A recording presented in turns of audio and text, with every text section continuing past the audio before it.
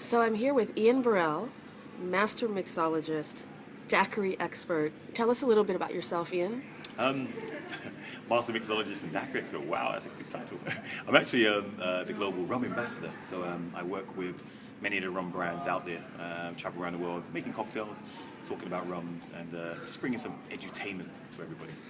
Well, that's a tough life. Yeah, it is very tough. It's very tough. So you just gave us a whole education on one aspect of the history of rum, and yeah. specifically the history of the daiquiri. That's right. Yeah. Now, I think that most people who haven't been educated on rum think that it's a slushy drink, that the kind that you get at Wet Willie's, That's with true. They do. grain alcohol, and it tastes like a Slurpee.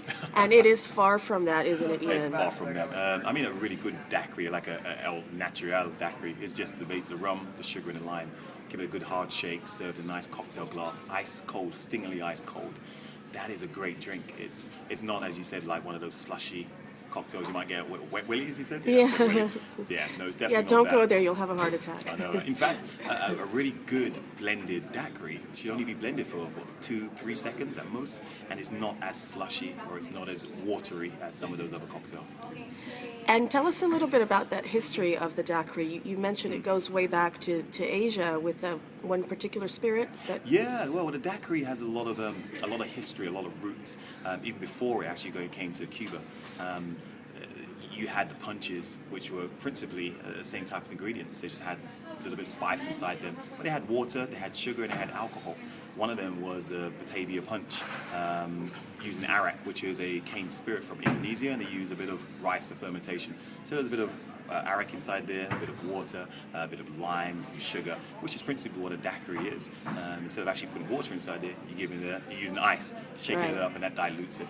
There's also the punch, 1 of sour, 2 of sweet, 3 of strong, 4 of weak, which became the planters punch in the Caribbean. So that evolved into the daiquiri. And then you can even trace it back to the cachanchara in Cuba as well, which had been honey, rum, and lime, which then, before Jenny Cox said, you know what, let's get some Bacardi, let's get some lime, let's get some sugar, put that together and make our daiquiri, a bit of soda water inside there, and serve that to his friends. That's the evolution of the daiquiri. And that's amazing because it comes all the way from Indonesia, sort of then through the British and the other colonial powers to the Caribbean. So right. it's quite interesting when you're drinking that daiquiri. You're drinking a whole history of that spirit. You're drinking a history of that spirit. You're drinking a history of that style of drink, because no one can ever say that Jennings Cox, when he gave the name to that particular drink, was the first person to drink rum, lime, and sugar. He definitely wasn't. But him and his friends were the first people to actually name a drink after an area in Cuba at that particular time, down in the southeast of Cuba. So that's what he brought to the table. But rum, lime, and sugar is something that's been drunk. You'd have to be an idiot not to actually put rum and lime and sugar together. Yeah, they kind of go hand in hand. Exactly. Well, thank you, Ian. This was a great seminar, and there are more seminars to come tomorrow. Yes, there are. Thank you.